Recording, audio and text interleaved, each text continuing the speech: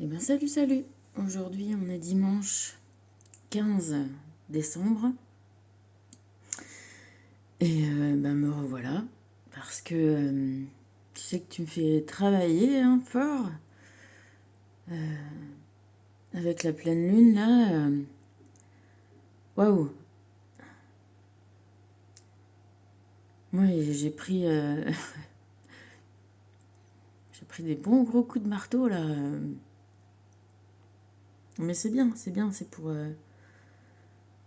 pour trouver la bonne forme, la solidité,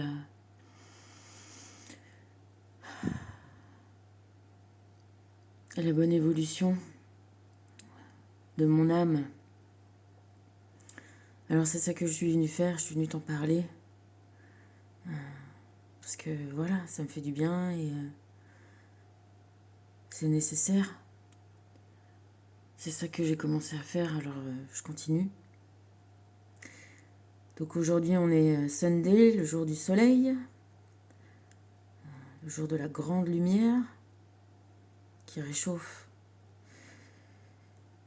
Et on est le 15. Donc le 15, tu sais bien, c'est le diable. J'ai sorti la carte là. Bon, j'ai fait 12. J'ai changé de carte parce que voilà,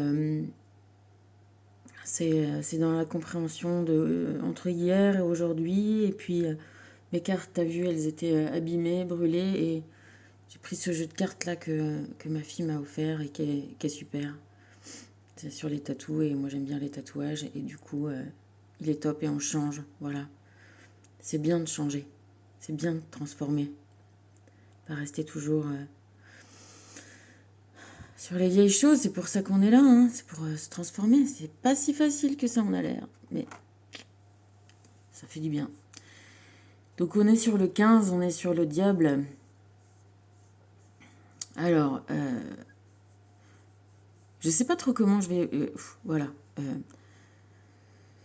On est en pleine lune en Gémeaux. Ça a commencé, toute ma compréhension, là, tout ce dont je vais te parler, par, voilà, tu sais, mes soucis avec ma famille, ma mère, ma sœur, toute la problématique de toute ma vie, d'aujourd'hui, et puis ça se mélange avec toutes les problématiques des autres vies.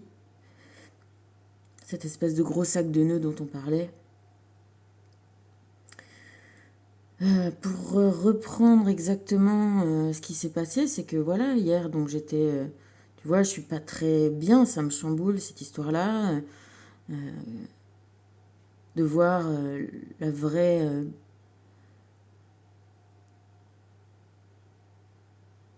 âme des gens, de ma mère, de ma sœur, de la position qu'elles prennent. Et donc je suis pas très très bien. Enfin, tu vois, c'est voilà, c'est des gros chamboulements, des transformations. Ça fait pas plaisir, même si c'est pour le mieux, tu vois. C'est intense, on va dire. Donc je redouble de rituels, de nettoyage, de demandes d'aide aussi, tu vois, à l'invisible. Et puis il y a ma pote Juliette qui m'a envoyé hier soir un texto en me disant: «Ah, coucou, je pense à toi, comment tu vas?» Alors Juliette, je t'en ai déjà parlé, c'est une amie d'enfance de ma sœur, donc tu vois, de sixième à l'école. Du coup, nos parents sont devenus amis. Moi, j'étais aussi un peu sa copine, mais un peu de loin. Jusqu'à ce que, en grandissant, plus tard,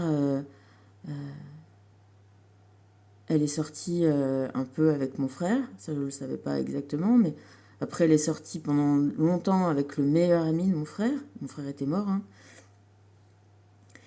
Et donc, on était copines comme ça. Et puis, Karine, donc ma première copine, c'était une de ses copines de maternelle, vraiment, d'enfance. Donc, on est devenus un peu plus potes. Et puis, Et puis finalement, quand moi j'ai commencé à bosser, que j'ai arrêté mes études et que j'ai commencé à être vendeuse et qu'elle a vu que j'étais vendeuse ci, que j'étais vendeuse là, et puis elle a repris le magasin de la direction du magasin de ses parents quand sa mère est morte. Et il cherchait du monde, tu sais, quand il cherche du monde pour faire les soldes. Et elle m'a proposé de les faire. Et comme ça s'est bien passé, ben après, elle m'a proposé de m'embaucher. Et donc, c'est comme ça que j'ai atterri chez Max Mara et qu'elle m'a dit, bah, t'as qu'à refaire des études, on fait ça en alternance. Enfin, tu vois, elle m'a fait un peu tout le... Elle a essayé de me remettre en selle, on va dire, tu vois, ouais, de montrer quelque part ouais, une certaine valeur que je m'estimais pas forcément avoir et plus envie. Enfin, tu vois, je t'ai déjà parlé de cette espèce de dépression de nos futurs qui m'avait envahi. Et puis voilà. Et bon, bah, ça n'a pas, ça s'est pas passé comme ça aurait pu. Et puis finalement, on m'a proposé de partir à l'aventure, cette fameuse aventure en bateau. Et ben, je suis partie vivre ce voyage et ça m'a amené à Saint-Raphaël. Parce que pendant ce voyage, eh ben, je me suis rapprochée. J'ai commencé à sortir donc avec Pierre, qui est devenu le père de ma fille, qui habite à Saint-Raphaël, et je suis partie vivre à Saint-Raphaël.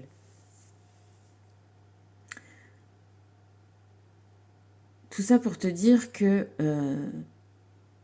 on a une connexion avec Juliette.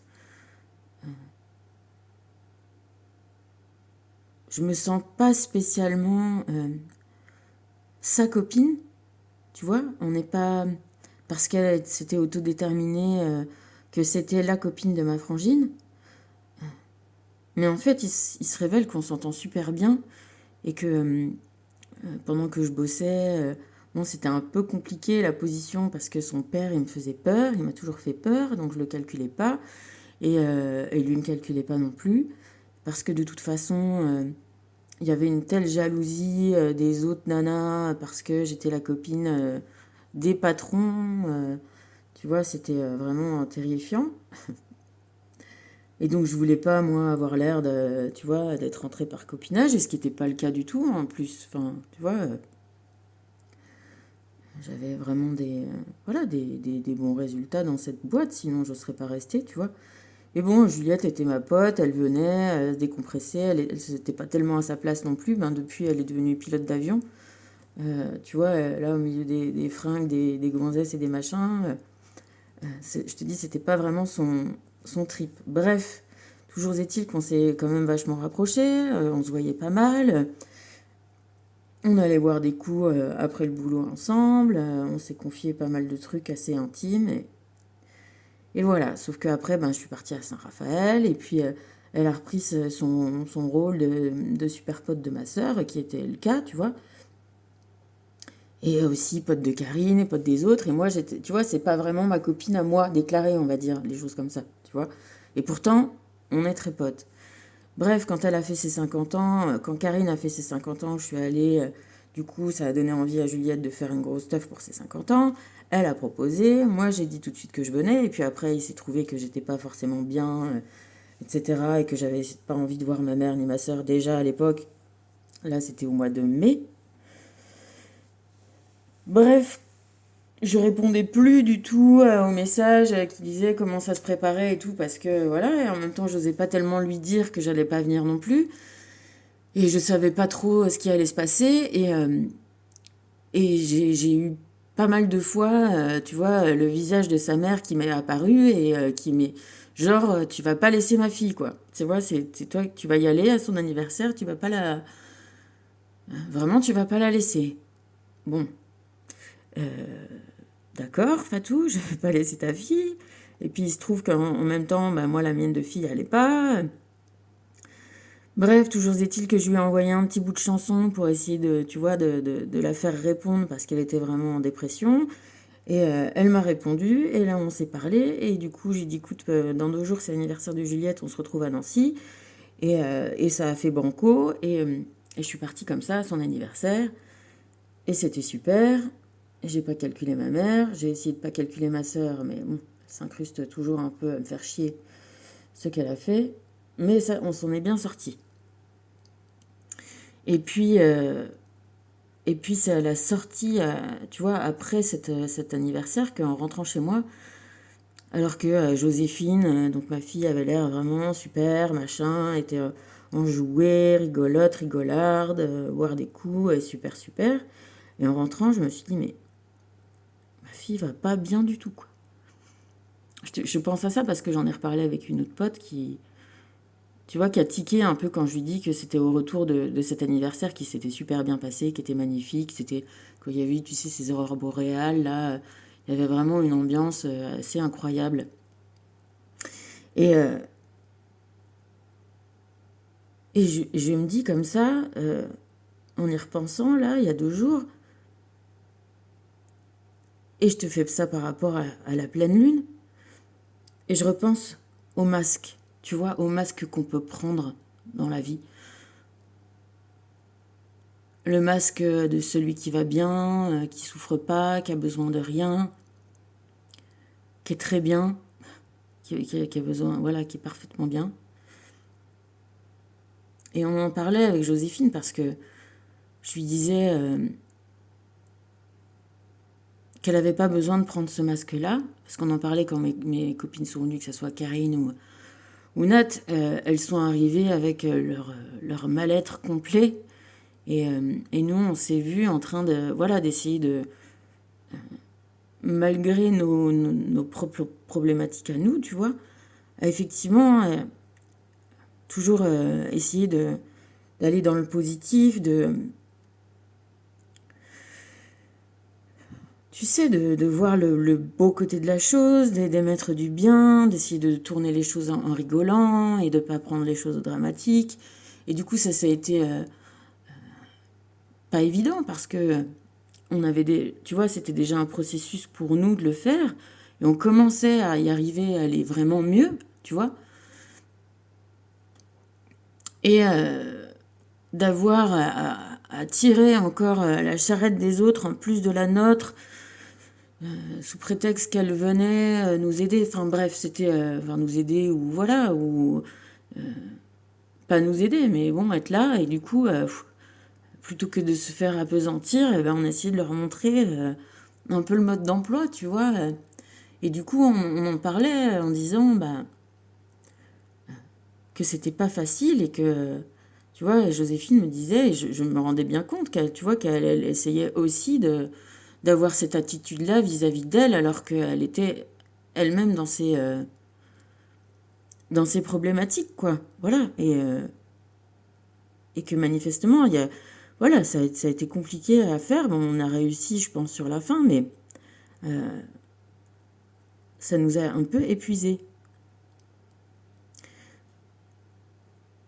J'en viens à ça pour te dire, à revenir au masque. Tu vois, là, c'est la pleine lune en Gémeaux. Et, euh, et ça peut aller vite de prendre ces masques-là, de je vais bien, tout va bien. J'ai besoin de rien, j'ai besoin de personne. J'y arrive bien. Parce que moi, en fait, là, je me suis rendu compte que c'est ce masque-là que je prends et que je reprends et que j'arrive pas à lâcher.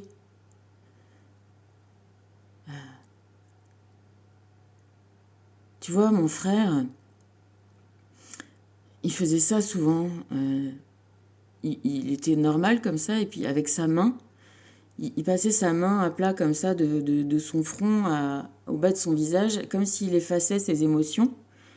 Tu vois, et puis il disait le masque. Et tu vois, il se mettait comme ça. Et c'est un.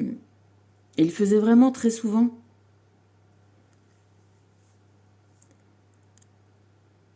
Et tu vois, je me disais, je comprenais pas. Bon, ça me faisait rigoler, c'était parce qu'il était chouette, mais il y avait quelque chose de très profond là-dedans. Et quand, euh, quand notre père est tombé malade et que je voyais que personne trop s'occupait de lui ou avait une attitude comme ça, ouais, tu sais, quand on prend une position de combat un peu dans la maladie, et que j'avais l'impression qu'il y avait que moi qui essayais de faire quelque chose, tu vois. Et, euh, et je comprenais pas, et ça m'énervait. Et lui, tu vois, il se droguait. Bon, alors on faisait la fête, on faisait la fête, on allait en rêve. Moi, il m'a fait essayer les extas, et autres trucs, à 16 ans, 15 ans, tu vois. Mais, et tout ça, tu sais, ça nous alertait pas. Et il mettait son masque, tu vois, il nous le disait qu'il mettait son masque. Voilà, moi non plus, j'ai rien compris et je savais pas ce qu'il vivait. Tu vois, maintenant que j'ai compris les abus, les viols, etc., j'ai compris, mais à l'époque, je comprenais pas. Et, euh, et lui, il essayait de faire tout ce qu'il pouvait, de réussir bien ses études, de réussir bien son travail, d'être un mec bien, il avait une énorme recherche spirituelle, il avait, tu vois, vraiment une profondeur et des problématiques sentimentales, enfin tout un tas de choses qui nous étaient camouflées par... tu vois, il camouflait vraiment son état par la drogue, il compensait, il faisait... Et moi, je me suis... la dernière fois que je lui ai parlé, c'est pour le culpabiliser encore plus et de le juger. Ça se voulait peut-être un peu drôle, j'essayais certainement de... Ça l'était pas, c'était un peu une pique, je comprenais pas, je comprenais pas, je comprenais pas. Et je m'en suis voulu et je m'en veux toujours. Et maintenant, je sais qu'il est là avec moi. C'est vraiment un de mes guides très, très, très intense avec moi là en ce moment.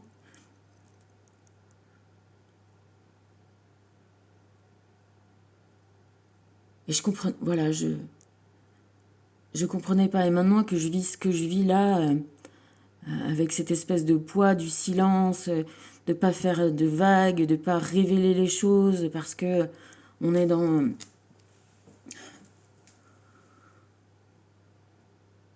peut-être on doit pas révéler les failles, on doit pas révéler les traumatismes. euh, Tu vois, on doit réussir, tu vois ce que je te dis de réparation, on doit réussir à se réparer, à se débrouiller pour que ça aille, pour être performant, efficace, bien, tu vois, cette injonction là d'être bien et de prendre ce masque là de je vais bien, tout va bien. Alors que finalement,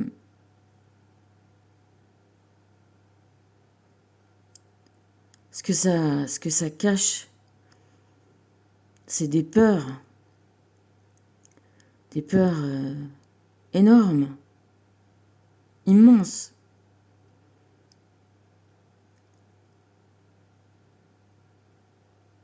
De pas avoir assez de valeur, de pas être assez bien. Et du coup, on camoufle ça sous un orgueil. Je te parle de mon frère parce que j'ai ce frère de sang et j'ai un autre frère d'âme. Et tu vois, je me suis rendu compte qu'il y avait un vrai parallèle entre ces deux histoires et c'est un coup du karma certainement pour arriver à comprendre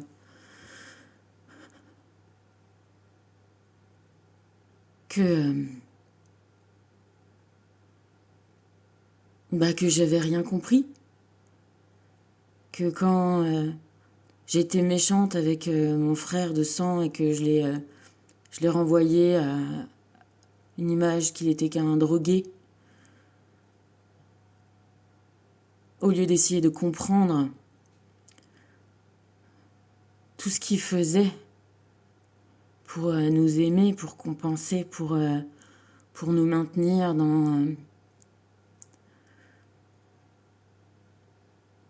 dans une famille, tu vois, et qu'il le faisait à sa façon.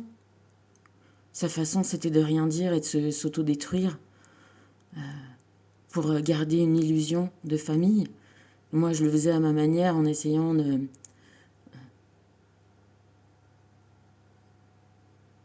d'aider mon père à réparer sa maladie physique, mais qui avait la même racine que la maladie de mon frère et que la mienne, et que, tu vois.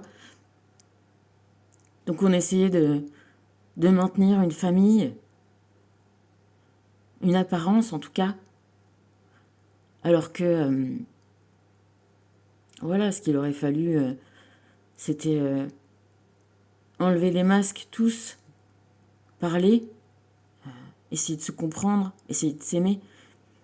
Enfin, c'est pas essayer de s'aimer, c'est mais mettre l'amour avant, avant le résultat.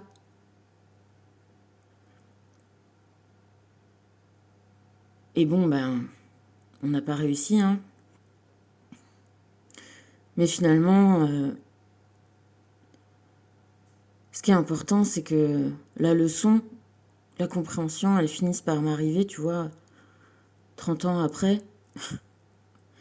Comme quoi, ça, on en revient à ce que... À hier, c'est le temps que ça prend pour avancer, pour évoluer, pour dénouer tout ce truc-là.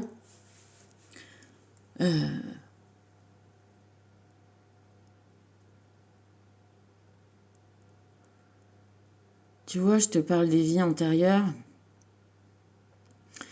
Et les vies antérieures, je te dis oui, on ne peut pas savoir forcément. Parfois, on trouve des choses soi-même. Parfois, il y a des gens qui nous parlent, qui nous disent certaines choses. Et ce que j'ai compris, c'est que quand tu découvres une vie antérieure, tu es reconnecté avec ces émotions-là. Et c'est ça qui te montre, qui te prouve dans ta chair, dans ton corps, parce que ça te réveille des sensations.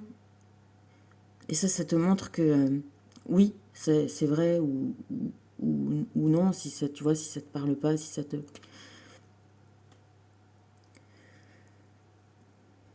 Et j'en viens à mon histoire de frère d'âme.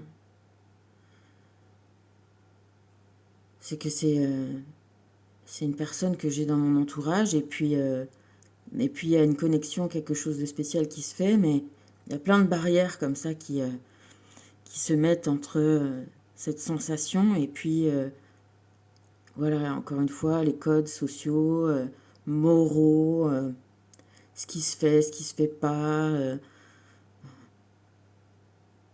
Et moi, ce que j'avais intégré, c'est ce que ça se faisait pas de voler, de prendre le mari ou tu vois, de quelqu'un, quoi. J'avais intégré cet interdit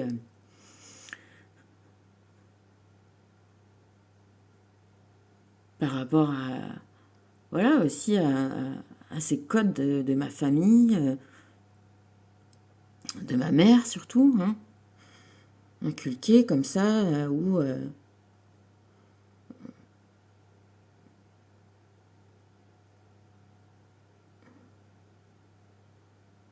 ce qui est déjà établi et ce qui doit rester établi, tu vois, où il n'y a pas de...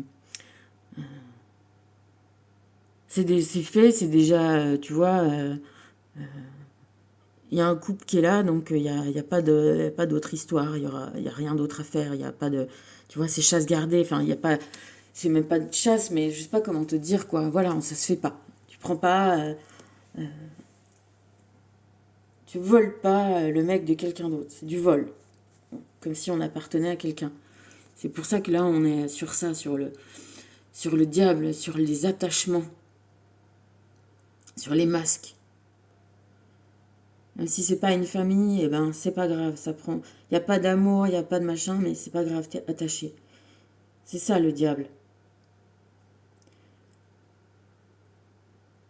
Et et du coup, je suis restée, bon ben voilà, comme ça, à pas vouloir voir, à pas aller plus loin, à pas aller chercher à... Si, un peu chercher à comprendre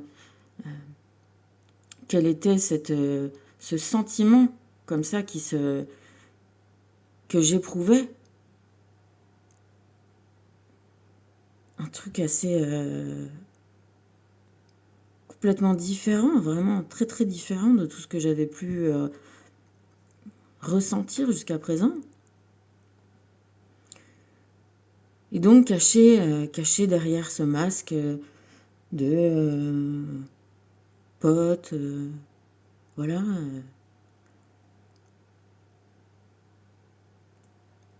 Pote, relation, ami, après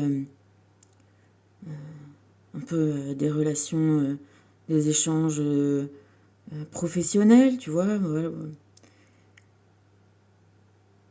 Bah, qui était cool parce que c'était chouette de pouvoir se voir et d'être plus, plus intime déjà, on va dire. Et puis je commence donc à faire toute cette découverte, ce périple à la découverte de moi-même. Et de mes vies antérieures, et de l'invisible, et de tout ça, tout ça. Et puis là, je vais voir, donc, je fais un soin, je fais une lecture d'âme, comme ça s'appelle, avec une nana, et puis qui me révèle une vie. Voilà, déjà, je ressens des trucs, une autre vie, et puis elle me dit, ah bah voilà, vous avez vécu, vous étiez jeune, telle histoire, vous étiez complètement amoureuse de quelqu'un, et puis vous avez trouvé votre père mort, enfin bon, elle me raconte tout un truc. Et là, je te dis que je vois je vois l'endroit, je vois je suis reconnectée comme au film de cette vie. Et c'est comme si, d'un coup, l'amour fou, énorme, mais tu sais, comme si on enlève une pierre qui camoufle une source comme ça, et puis que d'un coup, l'eau commence à couler et à enlever toutes les autres pierres. Et là, j'ai un amour de dingue qui m'envahit, tu vois, qui est vraiment incroyable. Je sais pas, une explosion de fleurs, un truc comme ça, bouffé de chaleur, de lumière, de joie, tu vois, vraiment un truc de dingue que je me mets à ressentir. Et je sais que ce mec-là, que j'aime, c'est celui qui est mon pote dans la vie et qui est déjà avec quelqu'un, qui a une famille, des enfants. Et waouh, j'en ai aucun doute. Tu vois, ça me, ça m'apprend.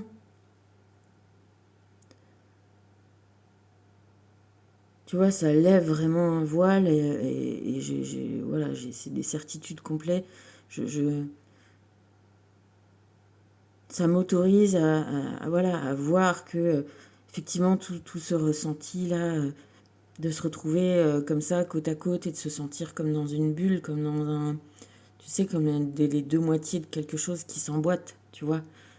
Même si tu veux pas le voir, tu peux le ressentir quand même et tu dis, ouais, c'est pas possible, c'est étrange et qu'est-ce que c'est que ça et c'est pas possible. Mais surtout, ce qui m'est révélé dans cette histoire-là, c'est que, en fait, à la suite de la mort de mon père, qui était la seule personne qui me restait dans cette vie-là, eh ben, je me suis enfuie. J'avais essayé de le guérir, de le soigner. C'était un peu ça tu vois, il devait être le sorcier, le guérisseur, et moi j'étais sa fille, et dépositaire de son savoir, et malgré tout ça, j'avais pas réussi à, à ce qu'il meure pas. Et en fait,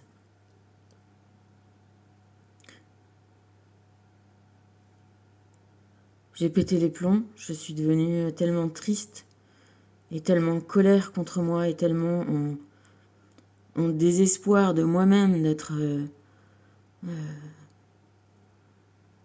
nulle et inutile et d'avoir zéro valeur, tu vois. Parce que si j'avais pas ça, déjà que, tu vois, peut être un peu mis à l'écart, et de toute façon on était à l'écart du village et tout ça, j'avais aucune valeur, j'avais rien à apporter.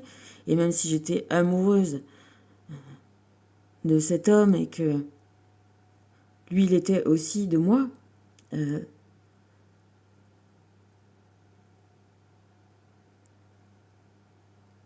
et ben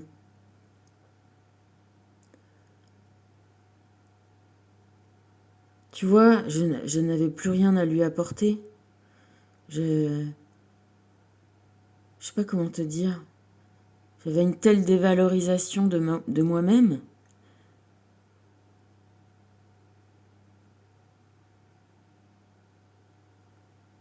que quand j'ai pensé à aller le rejoindre et qui m'apporte tout son amour et pour me, voilà, me consoler, m'aider, m'aimer, me réparer,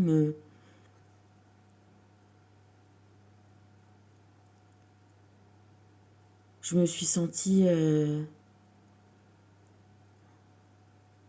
nulle, que j'avais rien à lui apporter et que j'avais que, voilà, rien. Enfin, que moi, j'avais pas de valeur et que lui, il en avait tellement, tu vois, pour moi, c'était tellement... comme pour mon frère, tu vois, j'ai le même... j'avais la même admiration, le même sentiment qu'ils étaient parfaits, tu vois. Et autant mon frère dans la vraie vie, je le voyais beau, je le voyais intelligent, je le voyais drôle, il me semblait réussir tout. Et, et tu vois, j'ai cette même image de cet homme-là que j'aime et, et je me sens, tu vois, dans les deux cas, je me sentais tellement nulle et rien par rapport à eux, vraiment.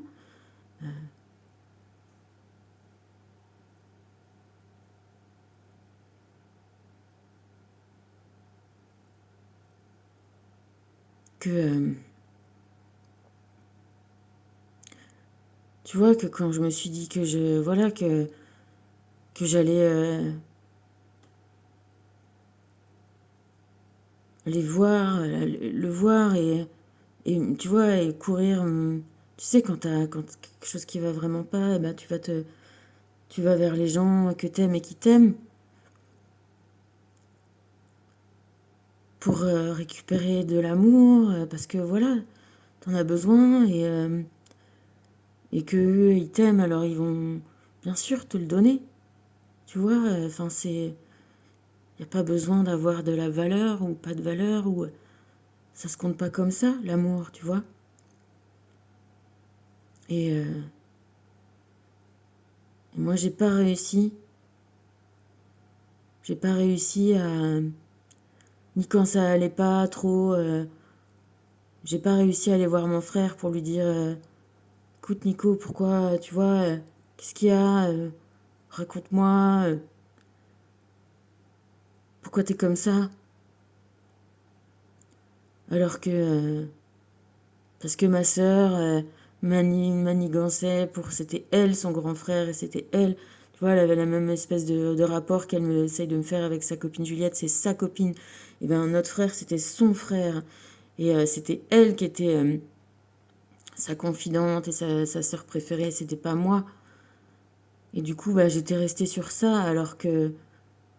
Parce que, encore une fois, je m'estimais pas d'avoir de valeur et elle a toujours essayé de me mettre de côté, mais notre frère, il a jamais fait de... Oui, il était peut-être un peu effectivement jaloux, il y avait des trucs qui se passaient par rapport à moi, mais tout ce qu'il m'avait montré, c'était que il était super chouette avec moi et que j'aurais dû oser Et que elle, alors qu'elle avait l'air d'être si pote et tout, ben elle l'avait complètement laissé tomber. Parce que, voilà, elle pense qu'à elle, et au lieu d'aller le voir, alors qu'elle était un peu récipiendaire de ses états d'âme, et ben elle s'en foutait, elle l'avait laissé, elle était rentrée, elle est partie dans sa chambre et pas allée le voir spécialement, tu vois, et ben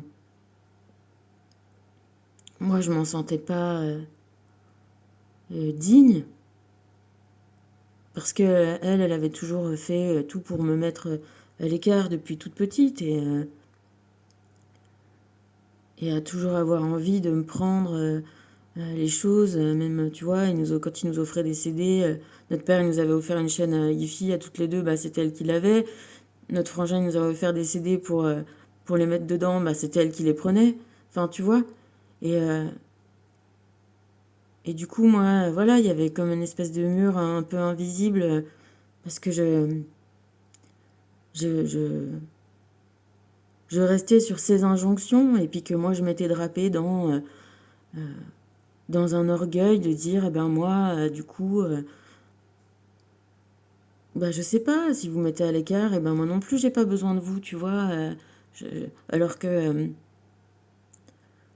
alors que mon frère, je le kiffe, quoi, je le kiffais. Et pareil, quand il est arrivé ce malheur dans cette vie, là, d'il y a longtemps, et que, voilà, j'avais qu'une envie, c'était d'aller le voir et d'être avec lui. Et ben voilà, il y avait d'autres injonctions. Tu sais, d'être la fille bizarre, la sorcière, celle qui est pas normale, qui est pas comme nous, qui est pas.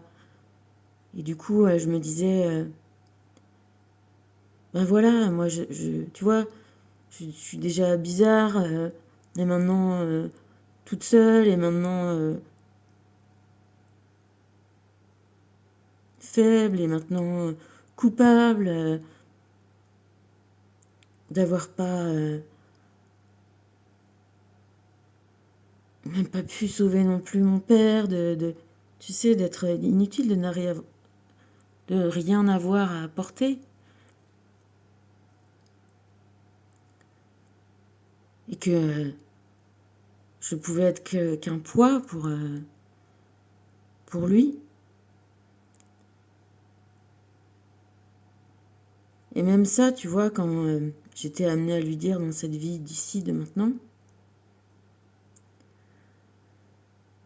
même au lieu de réussir à dire ça tout simplement,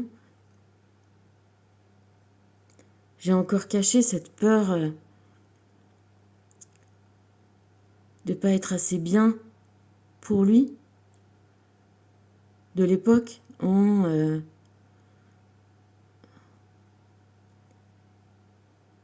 colère contre moi-même, et du coup en aveuglement par rapport à ça, et à chercher à me punir, et sans avoir pensé à lui, alors que bien sûr que c'est complètement fou. Bien sûr que j'ai pensé à lui, mais j'ai pensé à lui en me disant que j'avais rien à lui apporter,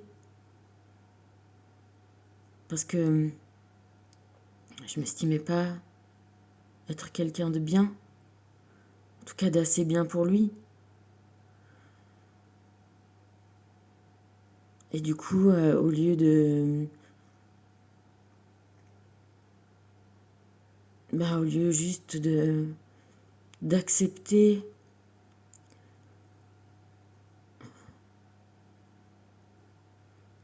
et de m'abandonner juste à, voilà, aller chercher l'amour, et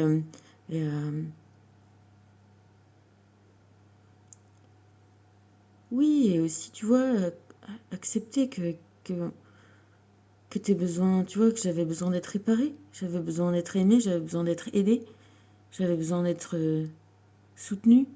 J'avais besoin de pas me redraper dans le masque de la responsabilité, de la culpabilité, de la... Tu vois? Il y a des choses qui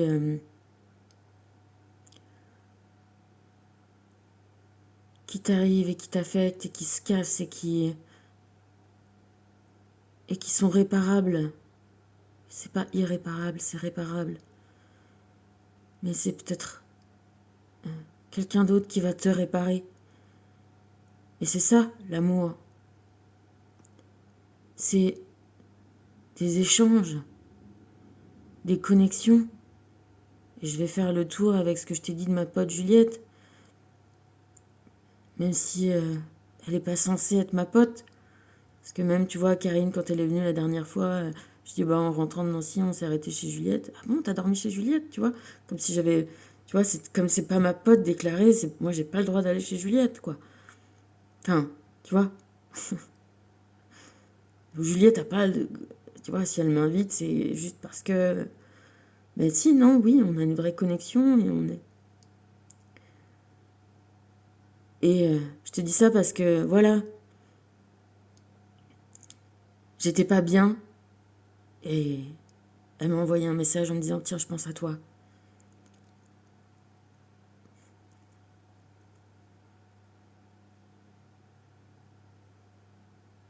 Et c'est chouette. Et pour te dire, je savais pas quoi lui dire à son message. Au début, je me suis dit, mais pourquoi elle m'appelle là? Est-ce que ma frangine lui a dit quelque chose? C'est une manipulation pour me... Parce que voilà, ma soeur, elle a essayé de faire que de me manipuler, pour me faire changer d'avis, pour des trucs ridicules. Je te passe les détails, mais du coup, je me suis dit, mais elle est envoyée par Aurélie. Après, je me suis dit, oh ben non, c'est certainement que voilà, cette connexion qu'on a eue là, qui est la même que ce que j'ai ressenti pour ton anniversaire de sa mère. Et puis, elle a fait un énorme changement, je te dis, c'est elle qui est pilote et hypnothérapeute. Et elle a une vraie ouverture spirituelle. Et du coup, on a ça en commun, tu vois. On a parlé, enfin, voilà, vachement de ça. En tout cas, on a compris qu'on était un peu voilà, sur la même longueur d'onde et par rapport à sa mère, là, pour son anniversaire. Voilà, et moi je te dis, une connexion aussi avec l'invisible certaine, et donc voilà, on se rapproche sur ça.